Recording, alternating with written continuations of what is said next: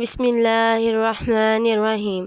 شروع اللہ کا نام لے کر جو بڑا مہربان نہایت رحم کرنے والا ہے۔ السلام علیکم ورحمۃ اللہ وبرکاتہ۔ ایک بار نبی اکرم صلی اللہ علیہ وآلہ وسلم لوگوں میں بیٹھے ہوئے ان سے بات کر رہے تھے۔ اتنے میں ایک دیہاتی آپ کے پاس آیا اور پوچھنے لگا کہ قیامت کب آئے گی؟ آپ صلی اللہ علیہ وآلہ وسلم نے اپنی گفتگو میں مصروف رہے۔ بعض لوگ جو مجلس میں تھے کہنے لگے کہ آپ صلی اللہ علیہ وآلہ وسلم نے دیہاتی کی بات سنی لیکن پسند نہیں کی، اور بعض کہنے لگے کہ نہیں بلکہ آپ نے اس کی بات سنی ہی نہیں۔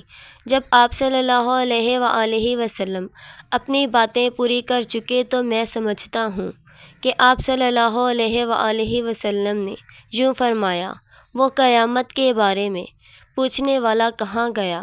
اس دیہاتی نے کہا، یا رسول اللہ صلی اللہ علیہ وآلہ وسلم، میں موجود ہوں۔ آپ صلی اللہ علیہ وآلہ وسلم نے فرمایا کہ جب ایمانداری دنیا سے اٹھ جائے تو قیامت قائم ہونے کا انتظار کر۔ اس نے کہا، ایمانداری اٹھنے کا کیا مطلب ہے؟ آپ صلی اللہ علیہ وآلہ وسلم نے فرمایا کہ جب حکومت کے کاروبار نالائق لوگوں کو سونپ دیے جائیں تو قیامت کا انتظار کر۔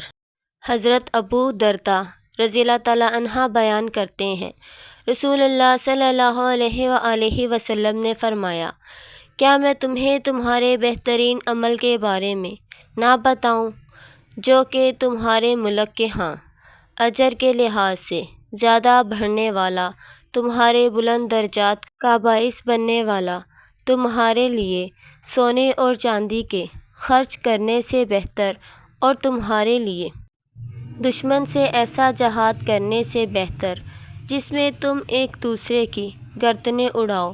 صحابہ نے عرض کیا، کیوں نہیں، ضرور بتائیے۔ آپ صلی اللہ علیہ وآلہ وسلم نے فرمایا، اللہ کا ذکر۔ ملک احمد، ترمذی اور ابن ماجہ۔ البتہ امام مالک نے اسے ابو درداء پر موقوف قرار دیا ہے۔